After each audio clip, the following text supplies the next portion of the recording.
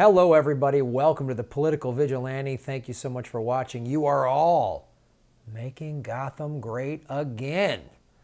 Great way to support the show is going to patreon.com/GrahamElwood, where you can submit articles like this was submitted by Crafty Geek. Thank you, Crafty.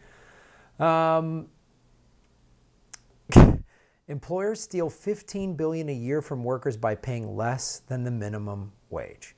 Now, this is from a year ago, but it's still very relevant. I don't think they fixed this problem in the last year. Maybe I'm wrong on that one. And one of the ways that this article goes into it is that they pay people less than the minimum wage, and who they are able to do that to: people of color, immigrants, kids, high school kids, whatever, people in their teens and early 20s. I'll go into it, but it's like, it shows what they're doing. And it's so short term and greedy in the long run. And this article goes into it, but just to kind of summate here at the beginning, when you pay people more wages, they have more disposable income to infuse into the economy. When people are just barely getting by, they're only paying their bills. They're not buying anything extra. That's not good for the economy. 10 states: California, Florida, Georgia, Illinois, Michigan, New York, North Carolina, Ohio, Pennsylvania, and Texas. 2.4 million workers lose $8 billion annually from being paid at an effective hourly rate lower than the state's minimum wage. Because of the workforce in these states accounts for 53% of total U.S. employment. These findings suggest that employers across the country are pocketing over $15 billion each year that is owed by to the employees. Excuse me.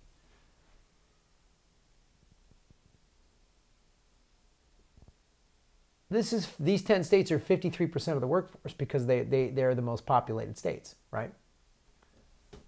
Unreal.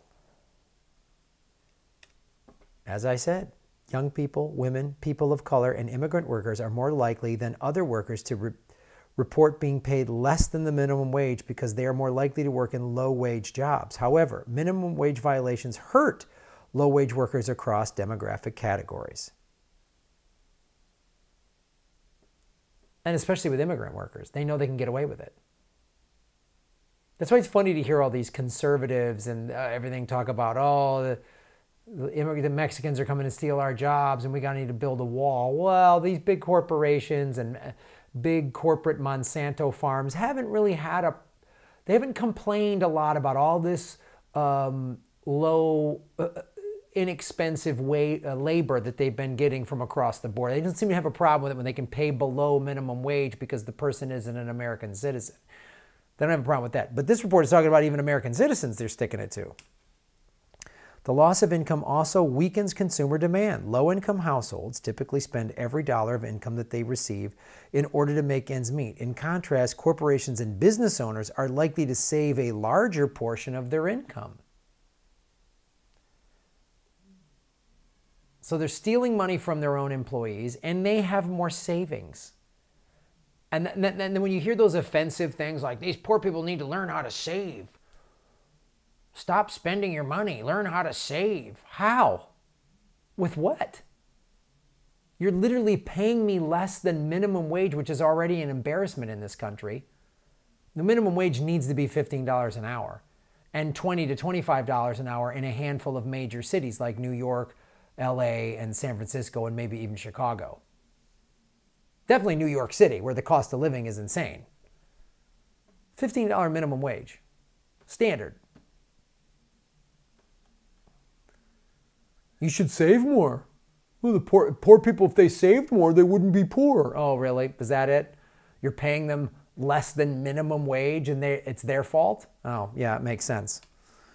President Trump recently signed a resolution repealing the Fair Play and Safe Workplaces rule, which would have allowed federal contracting offices to consider records of labor law violations, including wage theft, when evaluating bids for federal contracts. Boy, man, he's really helping the working class out, isn't he? If you voted for Trump and you think he's helping you out, you are mistaken. Unless, of course, you're a billionaire or a corporation or you're in the war machine, then he's absolutely helping you out. But if you're a working class person, he has not helped you out. Obama didn't help you out. Bush didn't help you out. Bill Clinton didn't help you out. So none of them are helping you out.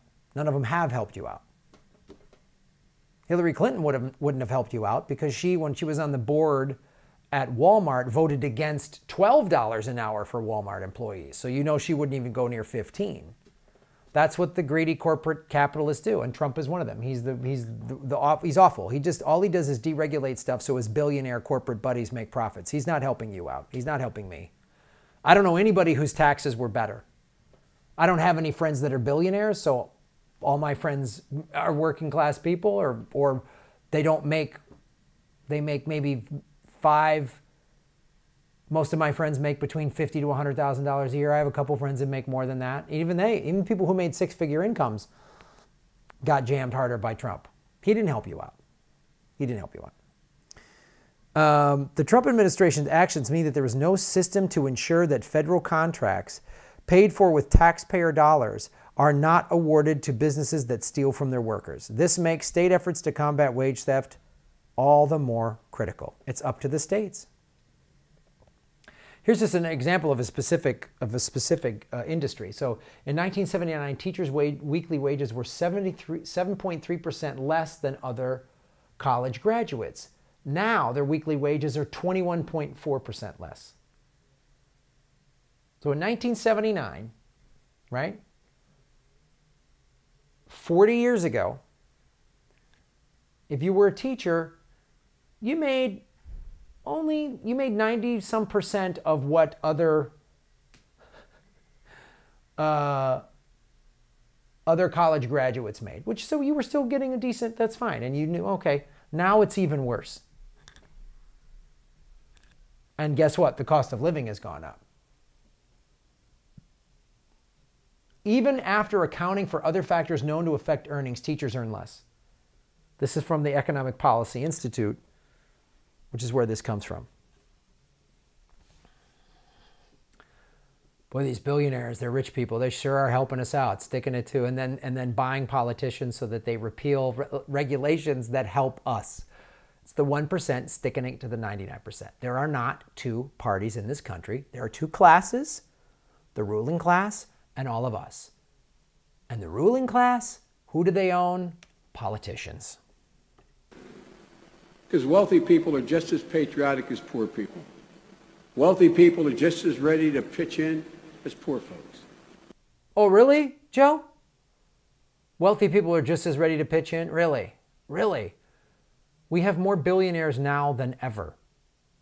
CEOs broke another record for average salaries. It went from 15.8 or 15.9 million to like 16.2 million. That is the average CEO salary in the United States. Are they pitching in more? Are they getting, I see more tent cities in Los Angeles. I don't know about you and where you live. I see more tent cities. But Joe wants us to believe that they're pitching in. They're pitching in because they've helped him. He's their candidate. Because he wants a middle ground on climate change. He doesn't want $15 an hour. He doesn't want Medicare for all. He doesn't want free college tuition. It'll be 8 more years of the Obama administration. Somebody, a neoliberal friend of mine said, oh, well, I mean, Obama was better than Bush. Gay rights? Yeah, Obama was. He passed gay marriage. I'm glad he did that. I was proud that he did that.